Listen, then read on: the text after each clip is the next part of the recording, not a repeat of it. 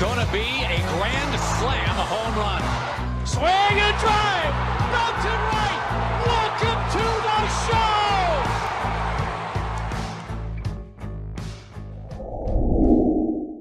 Always we start with the names to watch. And just real quick, I texted you about this. Every farm system, I try to identify a trend. And usually the teams that are, pretty good at, I would say, research and development and just player development in general, they have some themes and they have some ideologies that they stick to. And we talked about the Padres having those patient hitters with advanced swings and generally low chase rates. The Giants' philosophy that I've seen offensively, it's kind of all over the place. I don't think there's a specific philosophy there, but with pitchers, the one thing that stands out to me, and again, some are going to be more nuanced than others. The Giants, they just love tall pitchers, man. They love tall arms, which is interesting because I actually think from an analytic perspective, there's a lot of reasons that we've trended away from that. Not saying that it's bad to be tall, but there's definitely advantages to low release point pitchers and guys like that. And ironically, some of their best pitchers are lower release point guys, but so many of their middle ranked guys, so many of their 45, 50 future value arms are like 6'4", 6'6", 6'3". It's really interesting to me. I don't know what that approach is. I don't know why they do it that way, but there's definitely a commonality there with a lot of tall pitchers that we're going to talk about through this top prospect list. The other one is two-way players. The Giants love two-way players, not because I think they desperately want someone to be able to do both. I think they like players who are capable of doing both, and then even having them focus in on one and seeing how they blossom that way. Casey Schmidt was a guy that was a two-way player that they scrapped it immediately, but I think they liked that about him. We're going to talk about Crawford and we're going to talk about Eldridge. They clearly like those types of players. And I still think they sign Ohtani. I know that he's not one of like the odds on favorites, but I stand by it. I think I said it for the first time in April or May. And I do think that the San Francisco Giants my pick too. Sign Ohtani. The land of Sean Jelly, right? Sean Jelly was a second round pick by San Francisco, 6'11" out of UK in 2018. So the team that drafts Sean Jelly likes tall pitchers. I'm stunned. Yeah, I like that takeaway though. That's kind of quirky and fun. It's weird. I will point it out on every pitcher that's over 6'2". Cool. And there's several, but names to watch. I'll fly through them. Jack, you chime in on anyone you care to add anything about. Does that sound good? Perfect. Jairo Pomares, outfielder, pretty much the entire year was wiped away for him last year. I still have him as a name to watch because I think anybody that's capable of producing 106 mile per hour, 90th percentile exit velocity, that hits the ball in the air as much as he does from the left side of the plate is worth monitoring. And again, he barely played this year because of injuries, really only played a couple games at the complex, but we've seen flashes of really exciting power. He's got some whiff concerns, but that's a guy that I definitely still have my eyes on going into next year and probably one more year of monitoring and seeing how it goes. But definitely some offensive potential there. Tyler Fitzgerald, he had a really nice year, outfielder between double and triple A. He's always come with some swing and miss, but 22 homers, 32 bags, plays all over. A guy that actually earned himself a big league cameo by the end of the season. So I probably shouldn't have outfielder there. I should have utility because he plays all over. Yeah. Diego Velasquez, middle infielder, finished the year at low A, 20 years old, mostly complex low A, had a nice season across the board offensively at the complex. And we'll kind of see what he turns into, but had a nice pro start, I would say, at the lower levels.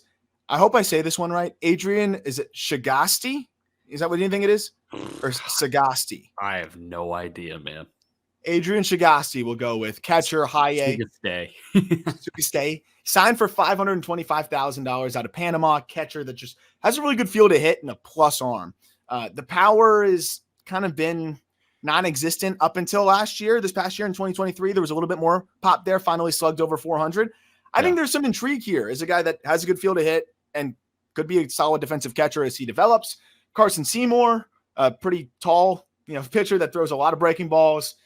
I don't really know where he fits in. I mean, the numbers have been solid, but nothing really jumps off the page. 24 years old, ERA just under 4 in 112 and 2/3 innings in Double-A this past season. Doesn't walk a lot of guys, fills up the zone, but it's a heavy sinker and curveball usage. Von Brown was a popular name. A lot of people were very excited about him after what he did as a older player at the lower levels last year in 2 years ago in 2022, but really did not follow that up at all. After hitting 23 home runs and stealing 44 bags and putting up a ridiculous slash line, it just he was banged up this past year. Better competition was tough for him and a lot of whiff. So definitely a guy that is kind of trending out of the spotlight, but if he bounces back, you'll pay attention. And then last but not least of the names to watch, Maui Ahuna, recently drafted. What was it, out of Tennessee? He has some intrigue. I think the underlying metrics really hurt him in college. There was a lot of whiff. His season was not fantastic after what was an unbelievable year as a sophomore, but there's some upside here at shortstop. There's some intrigue, and the Giants were able to snag him in the 4th round. He was probably one of those surprising fallers as I did some digging into the underlying metrics, kind of understand why he slipped a little bit, but still a good get for them in the 4th round. Yeah, the two guys that I want to highlight here are Fitzgerald and Maui Ahuna. Ahuna was considered top 10 caliber after his sophomore year at Kansas, and then he hit the portal. If he stayed at Kansas, and he wasn't going to replicate what he did his sophomore year. He hit 396, and he OPS'd, I think, right around 1,100 his sophomore year. If he did that again, that's a first-round pick. That's a top 10 overall pick because he's a good defensive shortstop. The whiff was there. He's kind of got that Neto type leg kick where it's huge and the big knee kick, and that it's not a red flag, but it worries me with it guys is if you whiff. If you whiff, and Neto doesn't, but Ahuna does. So that turns it into a red flag. But this guy's a good defensive shortstop, and his down year was hitting 312 in the SEC. I'm willing to bet that guy's going to figure out a way to hit 270 in high A next year. Fitzgerald, I got looks at him in high school. He's our age, in high school, in college at Louisville, on the Cape, and in the minor leagues. And this guy, much like Will Brennan, I'm like, every time I walk away, I'm like, that's a really good baseball player. And Fitzgerald, he doesn't have the prospect pedigree because, he doesn't have a 70 tool. He doesn't have a 60 tool. He's probably 50s across the board, but he's smooth and he's a strong ball player. He saw, I think it was 9 games in center for the Giants and 3 games at short. For the most part, he played short, and he's a smooth shortstop in the minor league. So, he's going to figure out a way to stick on this roster for a little bit longer than I think many would expect. Yeah, and if not, he will get claimed very quickly because of the versatility, because of the athleticism. And, it comes down to the hit tool, but even then, a bench piece with power and speed and the ability to play multiple spots, like you said, who's smooth, those guys will always get a lot of opportunities. So we'll jump right into the top 15. And number 15 is an arm that honestly wasn't really on my radar too much going into this. And the more I watched, the more I dug in, the more I liked. Trevor McDonald, right-handed pitcher who finished the year in high A, got a late start to the season because he was banged up. But McDonald was an 11th rounder in 2019, and he was one of the more exciting prep arms in that class to get signed.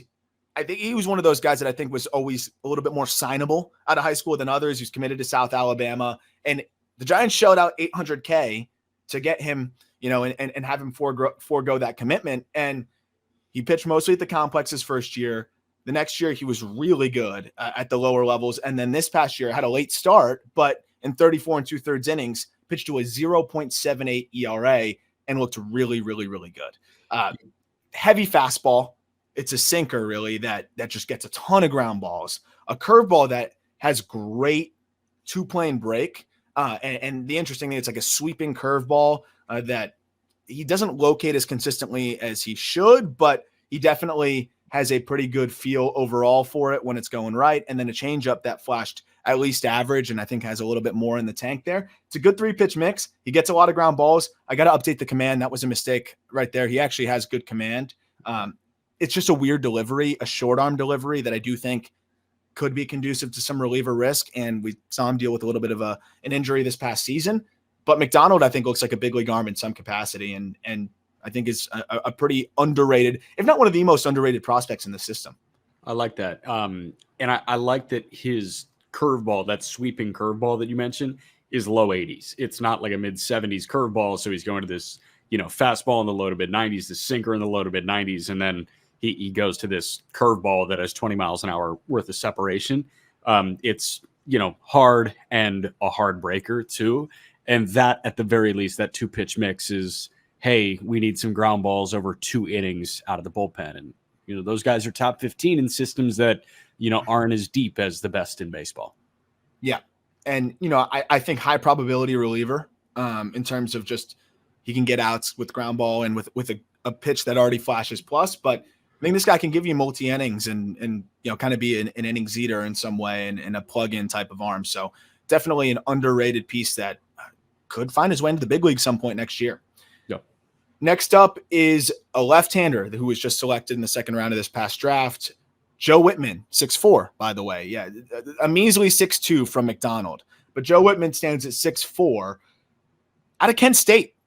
Barely pitched his first 2 years at Purdue, and then had a ridiculous year at Kent State, and followed that up ahead of the draft with one start on the Cape, where he was dominant for the Katuitt Kettleers, and I think that really helped his draft stock a little bit. Even that one start cameo, 5 innings, he punched out 9, and the stuff looked great. And that was enough to get snagged in the back end of day one there. It's a fastball that's probably big league average, but a slider that another 2-plane break slider, that might be another trend here. It's like that sweepy, slurvy type of pitch that can just be devastating. It was a big whiff pitch for him in college. And then even in the early going of his professional career, we got a little cameo. It was good there too. Changeup is below average, has flashed potentially average, but could be a solid 3-pitch mix. 6'4", lefty, 3/4 release point, fills up the zone. Seems like a high probability back end of the rotation starter, but there's a little bit of effort in the delivery. Yeah, so I called his penultimate, I think, second to last college start. They were in Muncie. And really what I came away with was how mechanically in tune this guy is for 6'4". He's a very good athlete. He's built like a really good athlete. And from the left side, that consistent of a delivery and that clean of a delivery, it was shades of Quintana, the way that it's simple and the shoulder comes closed quick. There were a lot of great things about Whitman. And consistency is key for a guy like this, especially when you don't have any pitch that really jumps off the page. If he's a 2-pitch guy, you start to worry a little bit. But based on how clean those mechanics are, it feels like he can add a third pitch because that's really the only thing he has to worry about. 100%. The fastball is good enough, in the low to mid, mostly sits 92, 93, but he grabbed a couple 5s and 6s, but that 3/4 release point should be a fine pitch. It's really about the development of the changeup. And to your point, I think with his field of pitch, how much he's cleaned up his delivery since his time at Purdue and what we've seen more recently, I think there's a good chance he can find that changeup. And even if it's average, that's pretty much all he needs to be a back end of the rotation starter. But that slider is good enough with a fastball that would tick up to be a good left-handed setup man, if that's the fallback plan. So I feel like the Giants at least believe that they got a big league arm in some capacity here in the second round, late in the second round in the 2023 draft in Whitman. Moving on to another starter. Guess what? He's 6'4". Hayden Birdsong, right-handed pitcher, finished the year in Double-A, third-round pick in 2021. Another guy who probably was pretty under the radar, to be honest, out of college. And what's interesting is I like the Giants' approach of, they're not really always chasing statistics. They're not chasing, I think, performance. They're chasing data and certain thresholds that they like in arms, because Birdsong was a reliever for Eastern Illinois, right? Like predominantly a reliever, but they saw potential here with a guy that continued to get better and better. And I think they maybe felt like that they could get a little bit more out of this guy here. And I mean, there's a lot to like. Fastball, it's a high release point, but he gets 20 to 21 inches of induced vertical break at, the low to mid 90s, mostly mid 94 to 96. You got a slider with great sweep across a zone that flashes, plus a curveball that's very inconsistent in terms of command, but flashes above average, and then a changeup that's far off. The command is below average at this point, but you have a potential for 3 above average pitches from a pretty smooth 6'4" delivery. A guy that barely has had much experience starting, had some really good stretches this year professionally. I think this is a pretty good and intriguing pitching prospect that needs to make some strides with the command to fend off the bullpen, but you can dream on a really solid 3-pitch mix and potentially, a changeup to give him a 4th to mix in here. Yeah. Hayden Birdsong kind of dealing with the Jackson Holiday thing, where he's the number 1 prospect in baseball. No, where facially he looks 15. Yeah. But he's way bigger than you would expect. Like Jackson Holiday, you watch this guy play, you get the close up on his face or you see the headshot and it's like he's 12 years old. And then you see the arms and you see just the way he fills out a uniform at the AAA level and he looks the part. So it's like, wow, it's just facially. Birdsong, you see the headshot and it's like, is he 14? Yeah. But then you see him and it's a big 6'4", 220 and it's, a long 6'4", 220 too. So don't be deceived by the headshots, folks. He is unique and that delivery is a little whippy, which is kind of fun from a big guy because typically you see it from the guys that are like too long for their own good. Yeah. No, and I think that's part of the reason why he just kind of spins the ball well. It just jumps out of his hand, and to get that kind of carry on the fastball is really encouraging. And it was a pitch that he got 30% chase rate on through the season. So from that release point, it's really hard for guys to lay off that at the top of the zone, and it gets a lot of whiff at the top of the zone. And he filled up the zone to near 70% clip with the fastball this year.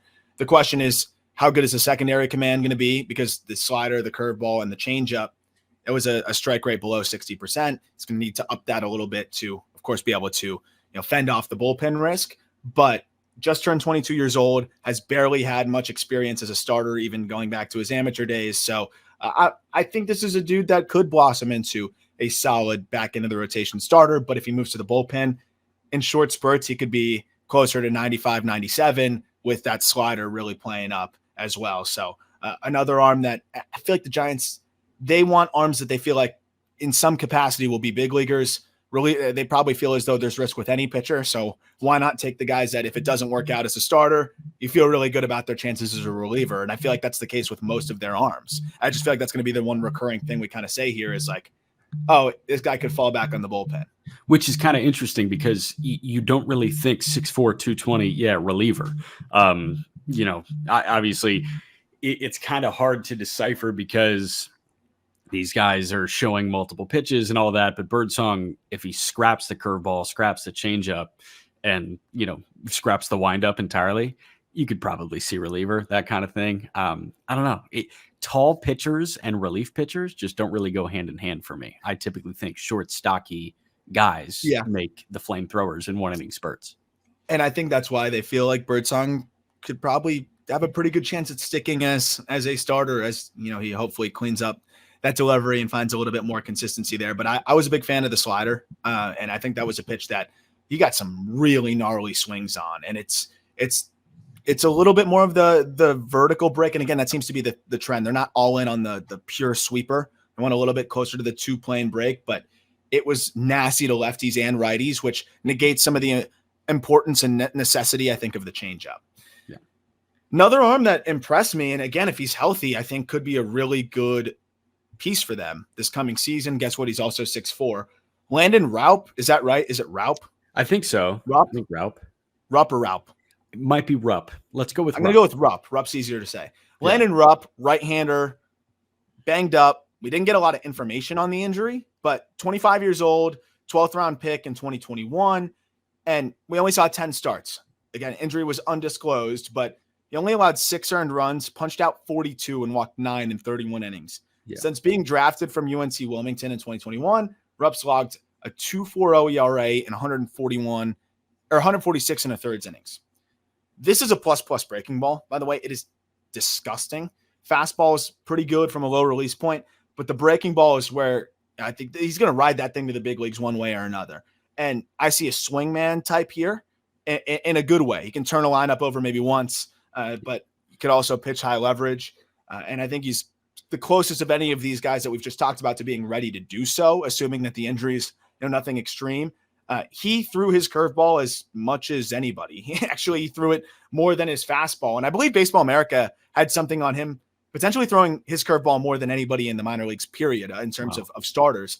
But 45% usage of the curveball still held opponents to a batting average of 130. It's a 3,000 RPM curveball that he landed for a strike 70% of the time.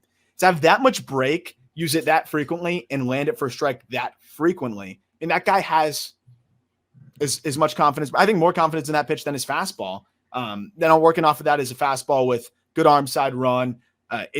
definitely bores in from a low release point on right-handed hitters. Generally, I like my sinkers, to be coming from a higher release point. So it's interesting. I think the lower release point, he was trying with a 4-seamer, just didn't have the shape from there. So now rolling with the 2-seamer sinker type, and it's worked a lot better for him. The problem is lefties, they hit it a little bit better. And that's the challenge splits wise. And I think that's part of the reason why he may have, I think, the ultimate home being the bullpen, but just demolishes righties with the fastball running in on their hands. And then this just disgusting plus breaking ball. And I think he's a guy, again, that can mow through righties and maybe mow through a lineup 1 through 9 and then turn it over. Curveball can be his party trick. He can throw 2-inning spurts and he can just spin off breaking ball after breaking ball. 70% strike rate and a 130 batting average against. Those never rhyme. Like, if you know that a pitch is going to be in the strike zone that often, chances are guys are going to hit 200 against it because they're pro hitters. So that means it has to be really special. Also, ripping off a 3,000 RPM curveball as often as he did, undisclosed injury, I'm sure. Like, that sounds like a recipe for not health. Yeah, and that's why I do wonder if they ultimately, with that heavy curveball usage and just how much torque he generates on that, if it just makes sense to have him coming out of the pen in multi-inning relief. He's also 25 and hasn't thrown an inning in AAA. So, like, it might just be, hey, ride your curveball to the big leagues. And he's ranked ahead of these other guys because, again, above average command, and that curveball is the best individual pitch of any of those players we just talked about. And arguably, until we get to Kyle Harrison, really, and I think you can make the case that it's the best pitch in the system outside of Kyle Harrison, unless I'm missing somebody off the top of my head. It's right there with Reggie Crawford's breaking ball and some others. So, I mean, that's what you're looking for outside of the top 10 is he just one pitch that can get big league outs, and that curveball can get big league outs against anybody. Yeah. Number 11, finally a hitter. And this was somebody that I think a lot of people were hoping would have a little bit more of a breakout this year. I think some were very high on him. But Averson Artiaga, shortstop in high A, is where he finished the year, pretty much spent the whole year there. $1 million international free agent in 2019. Artiaga is, I think, a really fun player still. And I know it wasn't the year that a lot of people were hoping. I know the hit tool is probably fringy, but first of all, phenomenal defender at shortstop. And that's really important on the left side of the infield. Like, he's going to stay there and he's going to be valuable there. And really, I think he's the best defensive infielder now in the system and can provide plus defense at short. The bat, he made some changes at the end of the season that I actually like. Quieted some things down. His hands were really active pre-swing. He started inverted on his toe, like almost pigeon-toed in with a toe tap, and just seemed like a bunch of moves that were hard to sync up. He's very aggressive, but does at least surprise with above average field to hit, 85% zone contact, power that I think, is average, but he can get into 103 mile per hour, 90th percentile. The numbers did drop if you look at WRC plus, or if you look at, OPS, but a lot of the underlying metrics point towards him improving some of those things that, were concerns previously. And even if he's an average hitter, I think he could be a big league regular. The question is, can he even become an average hitter? And that's what's kind of holding him out of the top 10. Because right now he projects more like a solid utility piece. But if he can produce even average offense, he's probably an everyday player. Yeah, he is. I was going to say, this is where the 50s across the board start to kind of slide in the 10, 11 range, but slightly below that in the hit tool, but above that in the field tool, like above that in the field tool. So, like, it would be nice if you had more than a defensive specialist / third middle infielder in this guy. And it's not the power. It's just keeping strikeouts in check, because, the power can come down the lines at Oracle Park, not AT&T Field, Oracle Park. Oracle. I always want to say AT&T. And it also just super aggressive, 35% chase. That was a big problem for him. That's something that you can rein in and pretty immediately improve your offensive profile. The contact rates were solid. He made massive gains, 6% jump in zone contact. If you can walk a little bit more, take some pressure off the bat a bit, he's going to sneak in his 15 homers, 10 to 15 homers at least. He's going to play elite defense. He's going to put the ball in play at least at an average clip. Just cut down on the chase, and I think his overall outlook looks a lot better. So you have, I think, a high probability big leaguer here, though, which is important when you're looking at 11 in your top prospect list. And I think that's kind of what you talk about the 50s across the board. We're in the high probability big leaguer range, because that leads me right into Wade Meckler, who already was a big leaguer last year. And Meckler was a surprise in a lot of ways, and a tough guy to rank, because I mean, he performed so well in the minor leagues, and I don't want to use his big league cameo against him. It was honestly very surprising that he even got the opportunity to play in the big leagues this year, given that he was an 8th round pick in 2022. But Meckler just tore through minor league competition, and this was a team that needed some help in the outfield, and identified Meckler as someone that might be able to come up and, just tread water. I think that's all they were looking for, right? Was play good defense and just give us something close to league average offense. He punched out way too much, and he was just simply overmatched, but that's to be expected of a guy that had barely played in the minor leagues prior. He played less than 100 minor league games before his call-up. The thing with Meckler is plus bat, no doubt about it, but what else are you getting? I mean, what I will say is, it may be too early to judge, but 106 minor league games. He played 23 and 22, and then he played 83 this past year. 106 games, he's slashing 370, 465, 517. So he passed at every level with flying colors. And this year, 20 games in high A, hit 456. He had 36 hits in 20 games. Okay, he goes to double A. 39 games, he has 50 hits. He hits 336. Then he plays 24 games in triple A and has 29 hits in 24 games. It's 354. He never had a bad stop. No. But did it feel early to push this guy to the big leagues? Yes. If he's hitting 356 for 20 more games in AAA, we're like, why didn't they call Wade Meckler up? So it was this weird tweener spot where he was performing too well to keep him in high A or double A for the entirety of the year.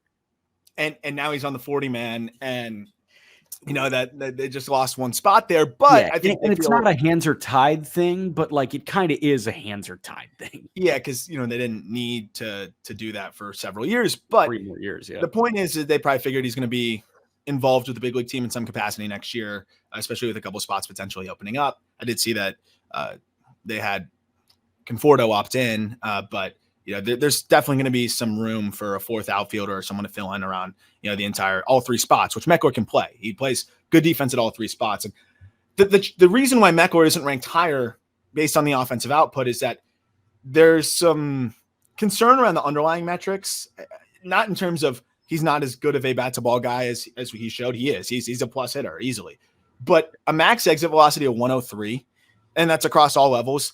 It's really hard to succeed that way. I've talked about it. That's basically the lowest max exit velocity of any big leaguer. The only player that is in that range really that has had success is Luis Arias. And, that's a different level of bat to ball.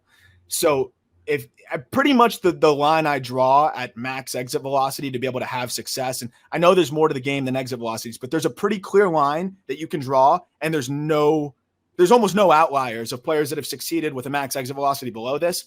Anyone that's below 104 is really going to struggle to succeed. Your only outlier is really Luis Arias. Even a Stephen Kwan is going to pop a 105, 106, 107 maybe even from time to time. So that's the question here. Can he tap into even a tick more of juice? That would be huge, but he does hedge that with an elite approach, doesn't expand at all, walks a ton, great bat to ball skills, plays all 3 outfield spots. I think was really undersold on the running grades. I mean, if you look at Fangraphs, I think they had a 50 on his speed. This guy was 95th percentile sprint speed. He was almost 30 feet per second. He flies. And I think that really helps the overall profile. I think stolen bases can be more a part of his game, and he can steal some hits, just by chopping them into the ground and stuff like that. So I do think that there's a path to an everyday player here, but there's a lot of pressure on the hit tool. It's got to be every bit of plus and then some, or he's got to tick up and see the average exit velocity jump from, the basement of what would be the major leagues. Yeah. So the guy that I immediately went to, because Arias and Kwan are the 2 that jump to mind when you think, all right, low max, low average, all that, but yet they still hit for a high batting average. Mauricio Dubon was the guy that kind of jumped to me because the hit tool carries Dubon, and Dubon supplies a ton of value defensively, and he can swipe some bags. His max the past couple years has been 107. If he just gets it up 2 ticks, you feel like he can be a Mauricio Dubon type, right? Yeah. Yeah. I mean, even a Whit Merrifield at this stage is an example of that. He used to hit the ball harder, but his max this past year was 106. I think Dubon's a great pull, and I think that's a great example as well. But yeah, you got to be a little bit higher. Even Luis Arias popped to 104 this past season. He's had successful seasons in the past, maxing at 103. But I think something like a Dubon type is a great player to look at. And that's someone that has a job in the big leagues. Yeah, and is pretty good at it. He provides plenty of value. Next up is probably one of the hardest players to rank, but I did get to see a lot of him. And by the way, we are going to be talking a lot about the Arizona Fall League. I have a whole week and change of takeaways, video, interviews coming up now that we have set up that I think people are really going to enjoy, but very excited to talk about my takeaways out there. This is kind of a segue into it because I have a lot of Reggie Crawford takeaways. Didn't get to watch him pitch, but I've seen video on him throwing. I mean, that's what I got to see more of throughout the season. Got to see him hit a fair amount. Crawford, first round pick, 30th overall, 2022 out of UConn. He was a bit of an enigma going into the draft because of the Tommy John. Didn't get to really see him do the full-fledged two-way thing, but we got to see him run a fastball in the upper 90s with triple digits. And we've also seen flashes of him, hitting balls 110 plus miles an hour. So you can dream on that, right? You get really excited about what that could be and the potential both ways or one way individually. The problem is, I don't know if he's going to hit enough. And that's why with these two-way player grades and even just creating the double charts is kind of weird. For those that are listening, the hit tool is a 30 for me after what I saw, and I'll get into that. But the power is immense. Easy plus raw power. He's very comfortable defensively at first as well. But watching him pitch, it's like, okay, you see a 70 fastball, you see a plus curveball, and a guy that could, again, 6'4", by the way, built like a brick house, like 240 pounds. A guy that you can see 100% at the worst being a high leverage lefty reliever and with a chance to potentially be a starter if he cleans up, the mechanics and just is able to fill up the zone a bit more. I just don't know how much longer they're going to do this two-way thing, to be honest. I saw some flashes of a good bat, but there's volatility in Reggie Crawford, the hitter. There's volatility in Reggie Crawford, the pitcher. And then there's the volatility that comes with attempting to be a two-way player in general. And that's we're going to talk about Bryce Eldridge. I think there's volatility in Bryce Eldridge, the hitter, not as much volatility in Bryce Eldridge, the pitcher. He's actually a high floor arm, relatively speaking. Yeah. That's where I'm kind of stuck here, man. He's tough to rank. He's tough to really project because I do think there's a very, very real scenario where, given how he kind of performed or didn't perform offensively in the fall league, I do wonder how much more, leeway they give him here, how much more opportunity they give him as a hitter, given his upside on the mound. I'm curious because he clearly didn't perform well offensively in the fall league. He had 19 plate appearances during the regular season in the minor leagues. He had 4 hits, but 2 doubles and a homer. So the power was obviously there. He didn't hit often, and he was so ridiculously protected. I think it was 19 innings across 13 starts. Yeah. He was striking out 16 guys per 9. So shout out that. But I don't know, man. Like, he's bizarre because 6'4", 235, I almost don't believe it. He looks like Gronk. Yeah. If you saw him in person, you believe it. That was one of the most holy crap guys I've seen in a while. I would think bigger. Like, I would think 6'7", 250. Like, that's kind of what I think when I see the photos of Reggie Crawford and the video of Reggie Crawford. But man, if his future is likely on the hill, when he's pitching, he looks like your cleanup hitting DH took the ball and is throwing now. He doesn't look like a pitcher. So that I don't think it's a tough thing because you cannot look like a pitcher and still be a really good pitcher. I'm just curious how you can use the power if the hit duel doesn't progress. And you can't. Like, it's impossible. And that's kind of my thing. And that's where I'm at. And we'll see how much more opportunity he gets, but just from a breakdown standpoint, and I'll be doing some more specific breakdowns on the players I saw out there, AFL takeaways. We'll do some specific videos on that. Also some YouTube breakdowns, so that might not air as episodes. So be sure to subscribe to the Call Up YouTube to see some of the video that we got open side and high res, really cool stuff that I'm excited to do. Some nerdy swing breakdowns and mechanical breakdowns. But Crawford, his moves in the box aren't bad. I don't think that there's any extraneous movement. I don't think that there's anything that looks bad necessarily. The problem is he's stiff and he's long. And when you're that stiff and long, it's hard to be adjustable in the box. And that's the problem. I mean, he's kind of got one swing for one spot. And when it's there, he hits it really hard.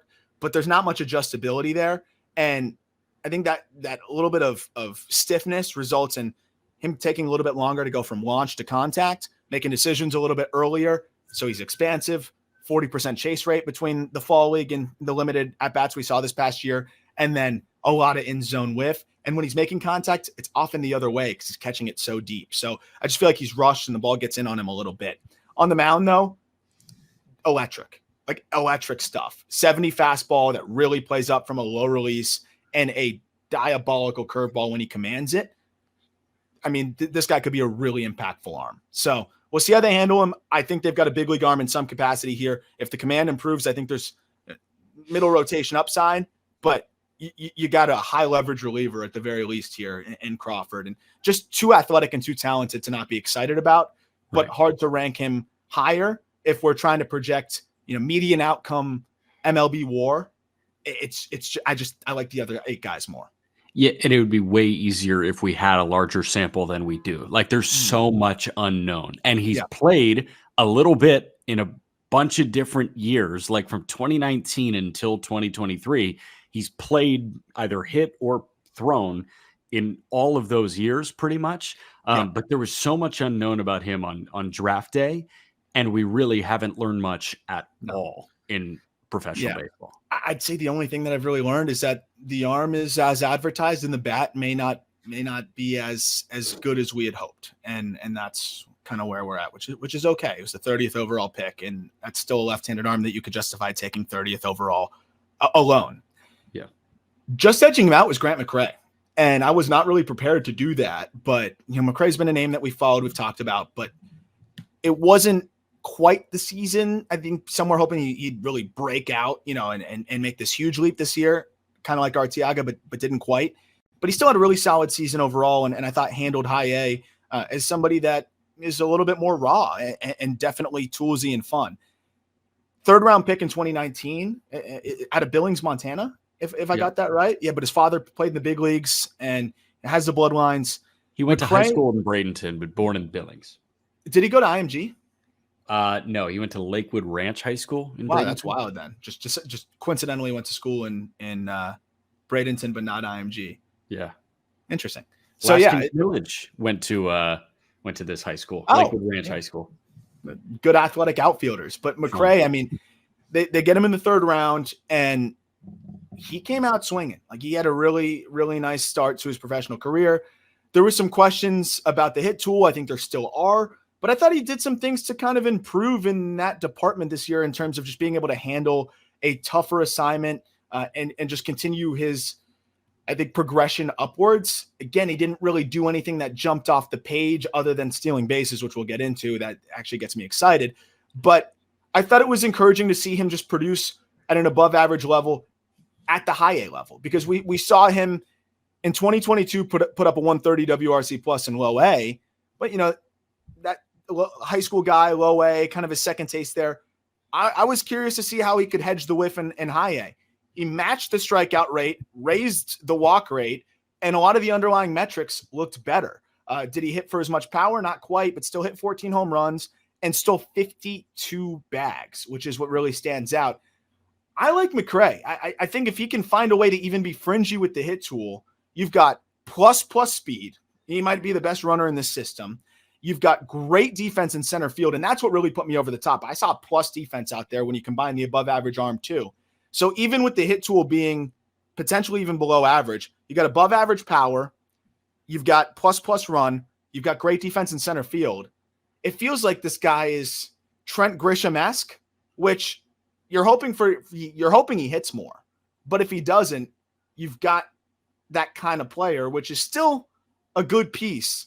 Maybe a guy that you don't want playing all 162, but still a good piece. And I think there's room for more here with a pretty simple swing. And I think the ability to be a better hitter if he can improve his approach a little bit more and improve against breaking balls. Yeah. So this is one of those, I think, where the total number of punch outs looks more egregious than the K rate itself. And 29% K rate is not great by any stretch. But McCrae was 171 punch outs? Yeah, 171 in 127 games. That was top 20 in all of minor league baseball this year. And there are a ton of guys that, are like hole in their bat that are above him. Only guy with 200 punch outs in the minor leagues this year. Do you know who it was? Gerard Encarnacion. Bingo. 200 punch outs exactly. But you had Cam Meisner above that. You had Austin Hendrick above that. Peyton Burdick above that. Moises Gomez. These are all power bats that just seem to have a hole in their bat.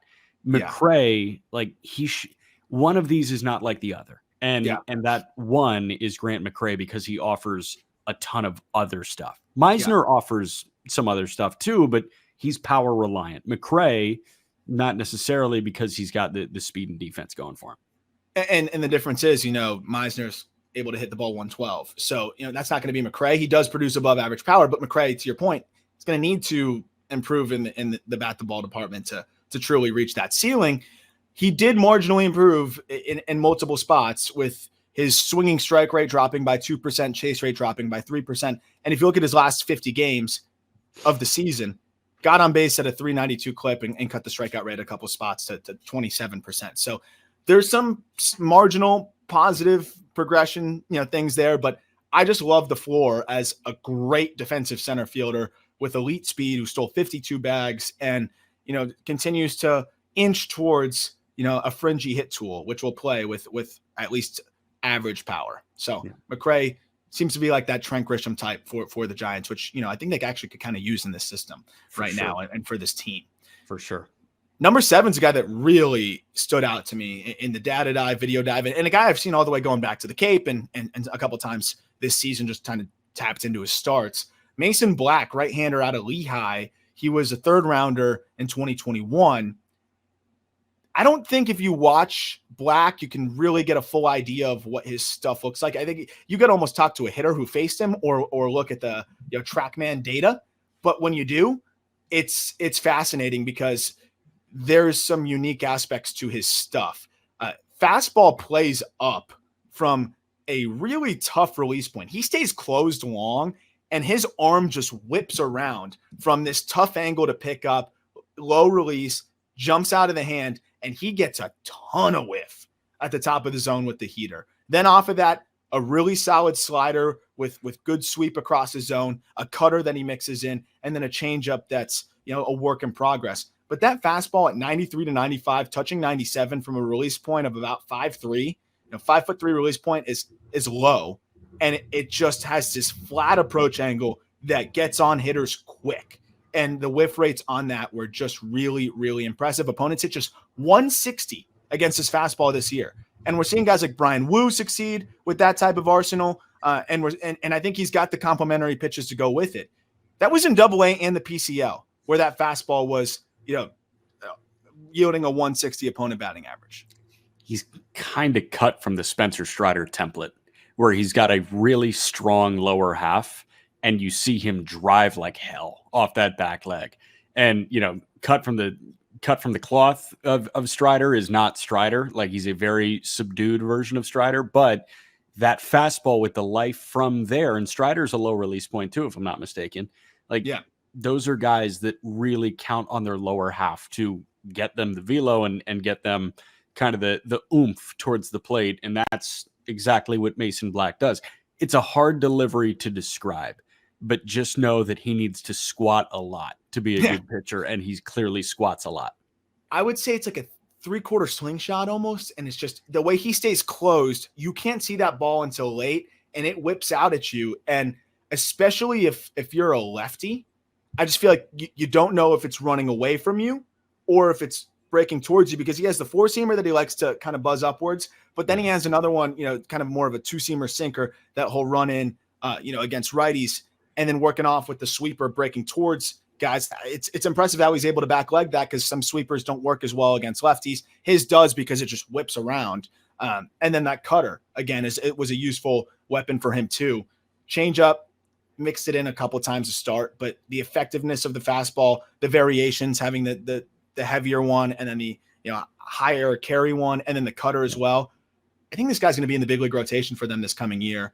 And having that fastball for when, maybe he doesn't have his best stuff, like he can give you 4-5 strong, leaning on that fastball 60, 65, 70% of the time when he has to, because of how tough it is. And the command's pretty good. Yeah. The Giants either need to spend big in free agency on a lot of pitchers, or they need to rely on a Kyle Harrison and a Mason Black. And it feels like they'll probably do the latter, and they'll spend big in the lineup. They got to kind of spend everywhere. But yeah, man, I could see it. Lower half looks Strider-esque. Upper half, the arm swing is Madison Bumgarner-esque. And you combine Spencer Strider and Madison Bumgarner, and you get the number 7 prospect in the Giants system. Like, I'm not saying talent. I'm just saying visually, it does look like that, where you've got a really strong lower half, and you have that slingshot, like you're saying, from the right. Yeah, to your point, it's just a really unique delivery. And if, again, from that release point, if you don't know if it's a two-seamer or more of a carrying fastball, that's really tough for hitters. And I encourage anyone to just kind of go take a peek at Mason Black's release. He gets a lot of really uncomfortable swings from that release side. And tell me I'm not crazy for saying lower half Strider, upper half Bumgarner. I mean, the lower half, I'm thinking it right now. The lower half is definitely strong and looks like, those types of built players. Mad Bum is just so far horizontally extended that it's like, I don't even know if I can compare almost anyone to him. The swing is crazy, man. But the swing is bizarre. What Black does is like he still kind of keeps it closer to his body, but keeps it behind him. So it's more of this like whip around that I don't even know who I could compare that to off the dome. Hader does it, but like it doesn't look like Hader because Hader's so lanky. It's kind of unique to himself. It's unique to himself, and I think that's something that's been a big reason why you're trying to be an outlier. Guys just aren't comfortable against his heater, and that was very clear all year long. And then he's able to mix up the looks from there. Yeah. Number 6, and I think I'll probably catch some flack for this because I know I got some flack for not having Carson Whisenhunt in the top 100, and we can kind of talk about that, but he's really good. He had a really good year, and I think Whisenhunt's a really exciting pitcher that just missed the top 100. But I think there's some things that he still has to be able to prove here. We know that the changeup. We talk about some of the best individual pitches. This is an insane changeup. One of the best individual pitches in the system as well. Definitely the best changeup, one of the best changeups in the minor leagues. It's Bugs Bunny, just disappears, stops in midair. Fastball is average, slightly above. And the curveball is kind of the problem for me here. Is he just really struggles to supinate and really struggles to spin for a strike and spin that well. It's flashed average, but fastball changeup guy, that's a lefty. That definitely helps because you're going to face more righties, but it might be tough for him to get lefties out consistently. I don't want to see him use that changeup as much as he's been using it recently. And the curveball is just a little bit of a challenge. Thing is, above average command.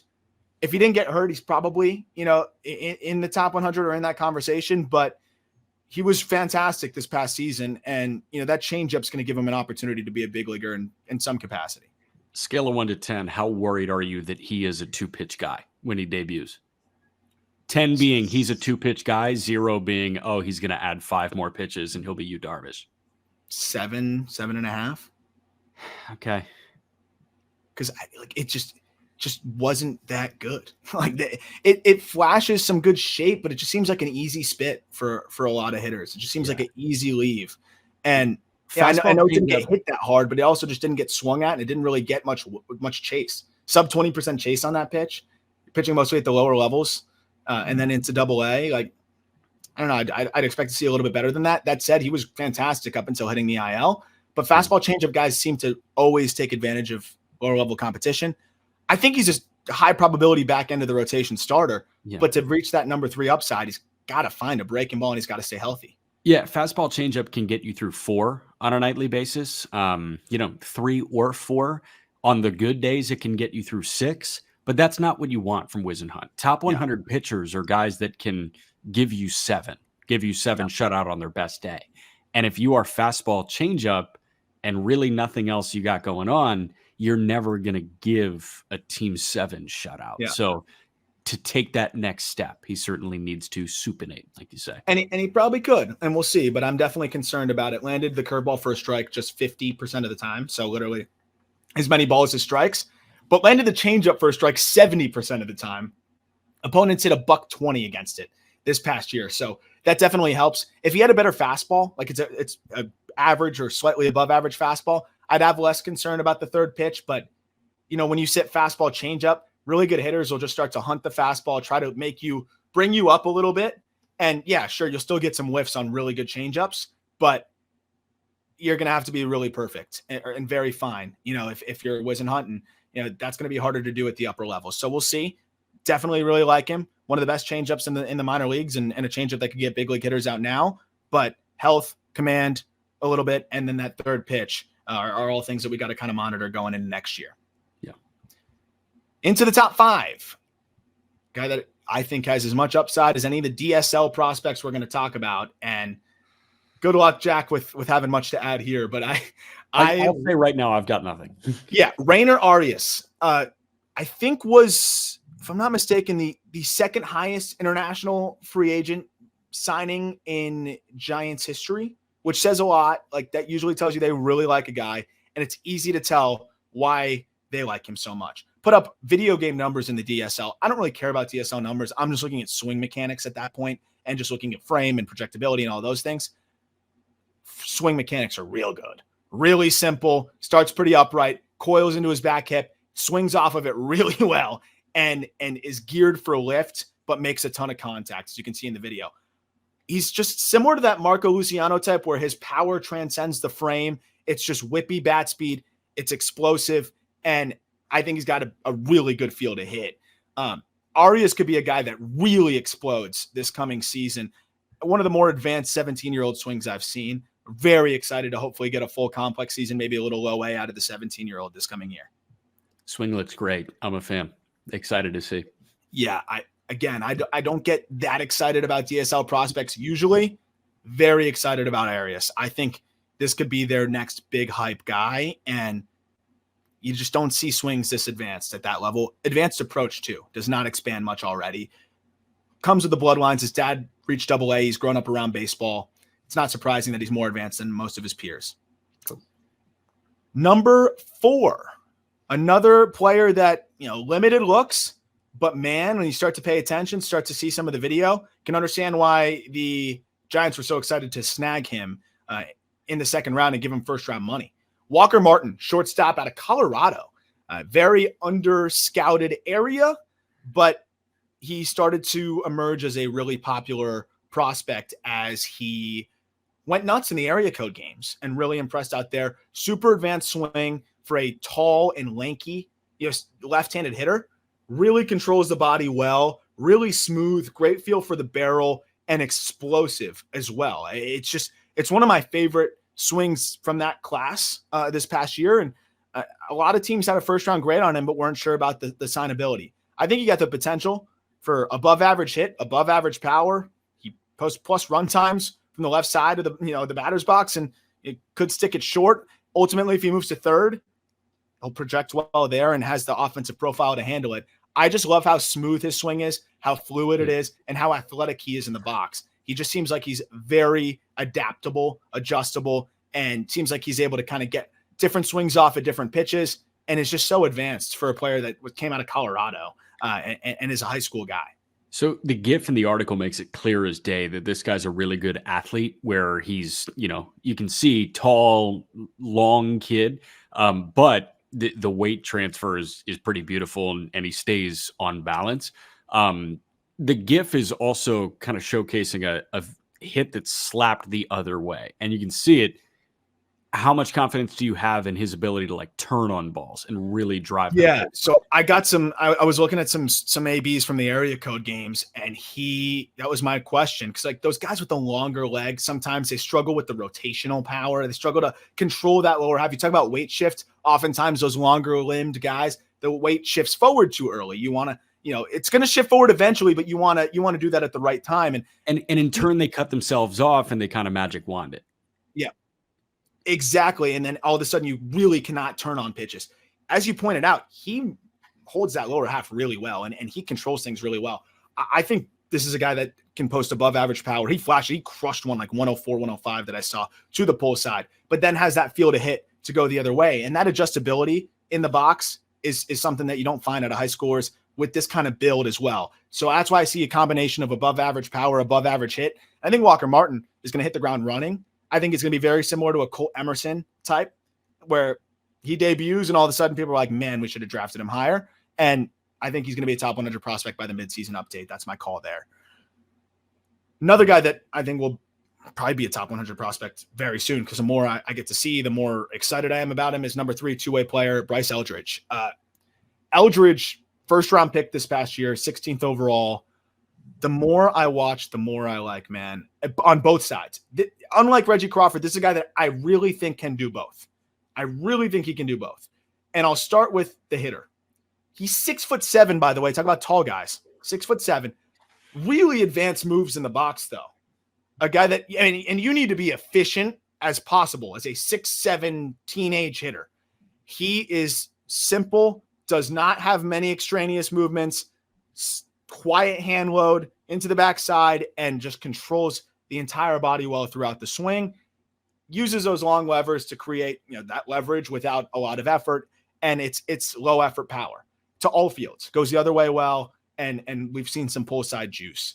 There's going to be some whiff with any 6'7" hitter, and I think that's, the question is how much can he mitigate that, but he's patient. And again, I think the swing is as efficient and direct as you could want. I think there's potential for plus power, potentially plus fringy hit tool with good approach, maybe even an average hit tool. He could be a really fun offensive player. He's stacked on his back leg. He's kind of got that hovering leg kick where, it stays up in the air for a minute. You assume that comes down earlier with 2 strikes, which gives him an opportunity to kind of, be an athlete and be a hitter with 2 strikes. Yeah, like 6'7", 220. This guy probably grows into 6'7", 240.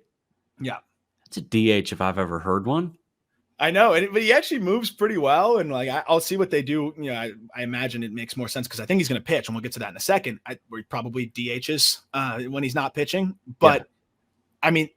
I look at the swing, man, and it's just, you don't see 6'7" guys that advance with their overall feel for their body and the feel for the swing overall. So I'm excited to see what a full season looks like from him offensively, and see him continue to grow into that power. But you could tell it was a focus to just be timed up. You mentioned that the hover and leg kick, he starts it early. He's ready right at pitcher release. And that gives him a lot of time to make swing decisions and be able to get to different pitches. So I think this guy's going to grow into some exciting pop. On the mound, he's pretty high floor, I think, because it's a ground ball type of pitcher. It's a high release point, heavy bowling ball type of fastball that he fills the zone up with in the mid 90s. And you can probably closer to low 90s up to the mid 90s. I think he's going to grow into mid 90s heat. Obviously at 6'7", low effort delivery, good slider already, curveball that's flashed average, and a changeup that's flashed above average. So we have a potentially 4-pitch average or better mix. Good command that we saw. Again, another guy that Team USA area code looked really good in terms of filling up the zone for Team USA. I think he's a high probability number 4 type. Could be a number 3 as he grows into more velocity. Yeah. And that's a pretty fun 2-way player. I think power hitter from the left side with a ground ball pitcher that can get whiffs. That's a fun player, man. And I think this is the best 2-way prospect we got right now. You never see 2-way guys where on the hill they are ground ball pitchers. I love it. I love it because it's something that we've never seen before, because Ohtani is a punch out guy and he's also a high walk guy. If Eldridge can stay in the zone and he's at 2.5 walks per 9 and he's running a ground ball rate at or slightly above 50%, that gives him the opportunity to work 6 or 7 innings and 90 pitches and then DH the remainder of the time. Yep. Ohtani will see the pitch count run to 105 pitches, 110 pitches, but he's more fun because he racks up the Ks. He can have a 15 strikeout performance. That's probably not Bryce Eldridge. Reggie Crawford, on the other hand, is, I'm going to use my strong frame, my DH frame, and I'm going to blow 100 by you. Yeah. That's not as sustainable as what Eldridge does. So if you look at him in a vacuum as a hitter, he looks like he can develop into a power hitting DH or, right fielder. If you look at him in a vacuum as a pitcher, oh, this guy's, high probability 4 or 5. Yeah. That's awesome. because we're now expecting every two-way guy to either be a Cy Young candidate like Ohtani Yeah. or be a guy that's going to close and throw 102. Yeah. How about a middle rotation innings eater and a power bat from the left side? By the way, already 109 mile per hour max. And we talk about like guys with longer levers, obviously struggling to consistently make contact. 1,000 OPS against heaters. Of course, it's harder when you have those longer levers against breaking balls, but already started to show some signs there. It's such an efficient swing for his size. But yeah, I think this is a dude that's legitimately got a real opportunity to do the two-way thing, and that's going to be really fun to follow. I hope that he gets a chance to do it pretty consistently in the minor leagues this coming season. Number 2, guy we've talked plenty about, and we get to 2-1 here, Kyle Harrison. It's been a mixed bag for him. I came away encouraged by the big league debut of the 22-year-old left-hander who finished pretty strong, showed us some flashes, has emerged, at one point as arguably the best left-handed pitching prospect in the game. Now depends on who you ask. He's still in the conversation, but there was some downtick or just some variance in his stuff that was weird. We talked about that in previous episodes where the fastball lost several inches of horizontal. The changeup feel disappeared and he almost stopped throwing it at times in AAA. And then the slider even lost a little bit of break to it and wasn't as effective. And then he gets to the big leagues and the stuff started to creep back towards where it was before. So I do wonder if you kind of just got into this fight or flight mode, trying to get to the big leagues. We had Farhan Zaidi saying, yeah, this is a guy that we're expecting to get in the rotation early. Then he struggles. He tries to make some tweaks and it just kind of all got away from him because once he got to the big leagues, yes, there was some inconsistency, but all of a sudden over the last 10 starts between AAA and the big leagues starts to land the changeup for a strike at a 70% clip, which was a huge weapon for him in 2022. The fastball starts jumping a little bit more and with a little bit more horizontal. And then the slider gets back to that sweepy slider that it was before. And, we saw it at 12 inches of horizontal at one point. It was down to 6, and then it was back up to 9 and change at the big league level. So it seemed like the stuff got closer to where it was before. And then we saw an example of what his low release point, high carry fastball can do to big league hitters, as you can see in the GIF here, just blowing it by JD Martinez. I mean, we saw flashes of what can be, and it was nice to see that stuff kind of creep back to where it was in terms of the data, because that was really weird for stretches, just seeing, all of his pitches just diminished from a data perspective. Yeah, I don't understand where it went unless he was hurt, and he wasn't hurt clearly because he made it through the entirety of the season. So yeah, he had a little hammy thing, but nothing like of major note. Hammy shouldn't alter data that much. You know what I mean? Like it shouldn't alter horizontal break of pitches. It should, probably just be like an endurance thing. Although I have no idea. He's talking from a guy that has never thrown a professional inning in his life. So it was just kind of bizarre. Like, hey, where'd it go? Why make changes when you were the top left-handed pitching prospect in baseball coming into this year? Yeah, he's probably closer to that now that he had a good big league audition to open up his career. Yeah. Which is huge. I ask you, was there much thought that went into ranking Harrison over Eldridge? Like, how much did you think about that? I thought about it. I definitely did. I think there's so much more precedent with Harrison, so I get it. Like, you're siding with the guy that's big leaguer. That's pretty much it, right? Because I'm thinking about like what teams are taking right now in terms of trade value, and like I think teams are really fascinated and captivated by Eldridge, but yeah, this is a guy that barely played professional baseball, and I do think that he's going to be a big leaguer, and we just gushed about him, but Kyle Harrison is a big leaguer, and he's already showed that he can mow through some big league lineups when he's on, and he's going to be a fixture in their rotation next year and probably for years to come. So that proximity really separated him, and honestly, I think I would have given it more thought had the pitch shape and the pitch data not improved the way it did going into the big leagues and finishing up the year. I thought that was a really important point where you saw him trend back in the right direction. You saw him find the changeup again. You saw the fastball shape improve. You saw the slider go from, which averaged 12 inches of horizontal, by the way, in 2022, averaged around 6 inches of horizontal at times at a lower velocity. And then he got it back to where at least somewhere in between the two. But you look at the numbers last year, or 2022, excuse me, OPS of 470 against the slider. This past season, opponent OPS, I know he had to face big league hitters, so that works against it, but OPS 860 against the pitch. It got some good whiff numbers, and again, a couple home runs really boosts the numbers against an individual pitch, but it kind of backs up what we saw in the pitch data. I think it's a plus pitch when he has it right, and it showed that. But that I want to see him closer to 2022 Harrison. That said, he did make some strides with the command, and 2.5 walks per 9 in his big league debut was very encouraging because the command had taken a step back in AAA as well. Yeah. Last but not least, guy that we've talked about forever, and I'm looking forward to him graduating and hopefully succeeding next year, because that another dude that showed some flashes, but both of these prospects I think have sunk a little bit, in terms of their shine, and there's some concern. Marco Luciano, shortstop, got his big league opportunity last year. The guy's been injured so much, throughout his professional career and has not been able to have that linear progression, and you got to cut him some slack there. But at the same time, there's some questions about how much is this guy going to hit? Is the approach going to, yes, he's toned down the chase, but at times it just seems like he doesn't have a concise plan up there.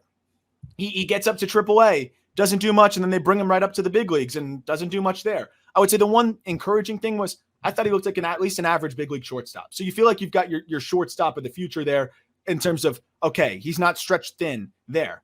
But the whiff is definitely a big concern. The ability to hit breaking balls is a big concern. We saw the power on big display. I mean, 112, 113s, like he hit the ball really, really hard.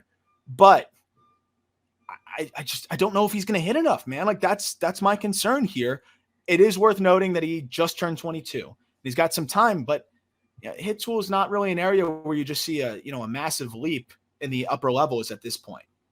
Can I just say, he's a guy that I feel like the prospects industry knows everything and nothing about at the same time. Yeah.